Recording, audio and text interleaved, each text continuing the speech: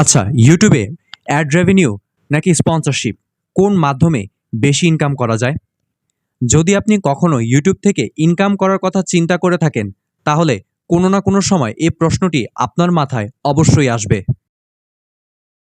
এখন আপনার কাছে এই বিষয়টা কম গুরুত্বপূর্ণ মনে হলেও, যদি আপনি এই বিষয় সম্পর্কে ভালো ধারণা না রাখেন, তাহলে ইউটিউবে ভিডিও তৈরি করা আপনার কাছে একটা চরম ব্যর্থ হওয়ার কারণ হয়ে দাঁড়াতে পারে। এখন ইউটিউবে আপনি ৩ ভাবে ইনকাম করতে পারেন। একটা হচ্ছে অ্যাড রেভিনিউর মাধ্যমে, আরেকটা হচ্ছে স্পন্সরশিপ ডিলের মাধ্যমে এবং সর্বশেষ হচ্ছে অ্যাফিলিয়েট মার্কেটিং এর মাধ্যমে।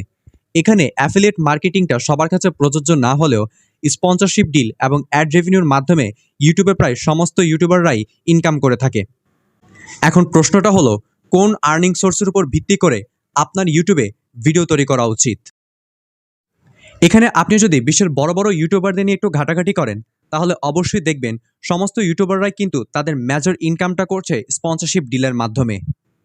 তবে এখানে একটা বিষয় আপনাকে মাথায় রাখতে হবে, বেশিরভাগ ইউটিউবাররা কিন্তু তাদের প্রথম দিকের ইনকামটা অ্যাড রেভিনিউর মাধ্যমেই পেয়ে থাকে। কিন্তু ইউটিউবকে যদি আপনার একটি ক্যারিয়ার হিসেবে দেখেন, অথবা ইউটিউবকে যদি আপনি অনলি আর্নিং সোর্স হিসেবে দেখেন, তাহলে অবশ্যই আপনার চ্যানেলটাকে এমনভাবে তৈরি করতে হবে যাতে করে ভবিষ্যতে গিয়ে আপনার চ্যানেলটা যেন বড় বড় স্পন্সরশিপ ডিল পাওয়ার উপযুক্ত হয়।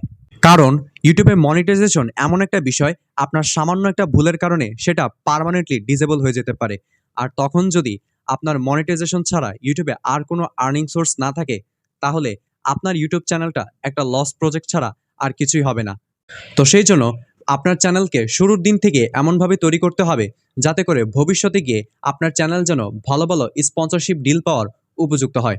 তো আশা করি বুঝতে পেরেছেন এই ইউটিউবে আর্নিং সোর্সের বিষয়টি। তো আজকের ভিডিওটি এ পর্যন্তই। ভিডিওটি ভালো লাগলে অবশ্যই একটি লাইক দিতে পারেন। দেখা হবে পরের কোনো ভিডিওতে। ততক্ষণ সবাই ভালো থাকবেন। আসসালামু আলাইকুম।